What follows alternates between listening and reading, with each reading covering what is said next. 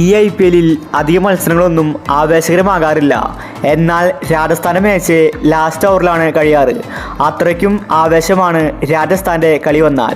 ഇന്ന് പഞ്ചാബിനെതിരെയും രാജസ്ഥാൻ മികച്ച വിജയമാണ് സ്വന്തമാക്കിയത്. സഞ്ജു മികച്ച ക്യാപ്റ്റൻസി പുറത്തെടുത്തു. ഇന്നത്തെ രാജസ്ഥാൻ പഞ്ചാബ് മാച്ച് കണ്ട് ക്രിക്കറ്റ് ഇതിഹാസങ്ങൾ പറഞ്ഞ കാര്യമാണ് നമ്മൾ ഈ ഒരു വീഡിയോയിൽ നോക്കുന്നത്. ഇതുപോലത്തെ IPL ന്യൂസിന് വേണ്ടി ഈ ചാനൽ മറക്കാതെ സബ്സ്ക്രൈബ് ചെയ്യൂ. രാജസ്ഥാൻ ഇപ്പോൾ 2 കളിപ്പിച്ചാണ്.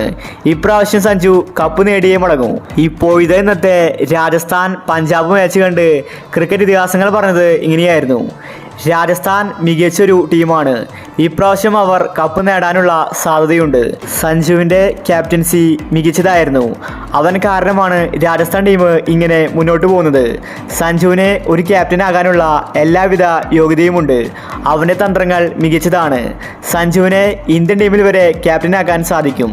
വരാൻ പോകുന്ന T20 വേൾഡ് കപ്പിൽ സഞ്ജു ഉറപ്പായിട്ടും ഇന്ത്യൻ ടീമിൽ ഉണ്ടായിരിക്കണം. സഞ്ജുവിനെ എന്തുകൊണ്ടാണ് BCCI തടയുന്നത്?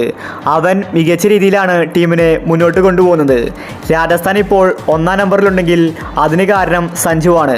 അവൻ്റെ കഴിവ് തന്നെയാണ് രാജസ്ഥാൻ ടീമിനെ ഈ നിലയിൽ എത്തിച്ചിരിക്കുന്നത്. അതുകൊണ്ട് സഞ്ജുവിനെ ഉറപ്പായിട്ടും ഇന്ത്യൻ ടീമിൽ എടുക്കണം.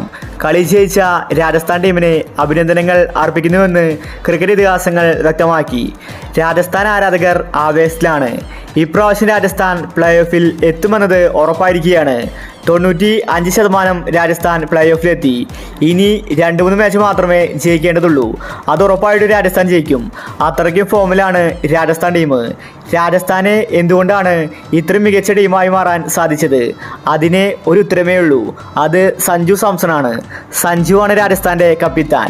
കാര്യങ്ങൾ എങ്ങനെ ചെയ്യണമെന്ന് കൃത്യമായ ബോധവും നിരീക്ഷണവും സഞ്ജുവിനുണ്ട്. അതുതന്നെയാണ് ഇപ്പോൾ ഇതിഹാസങ്ങളും വ്യക്തമാക്കിയിരിക്കുന്നത്. അപ്പോൾ നമുക്ക് അടുത്തൊരു മാച്ചിന് വേണ്ടി കാത്തിരിക്കാം. ഇതുപോലത്തെ IPL ന്യൂസിന് വേണ്ടി ഈ ചാനൽ മറക്കാതെ സബ്സ്ക്രൈബ് ചെയ്യൂ.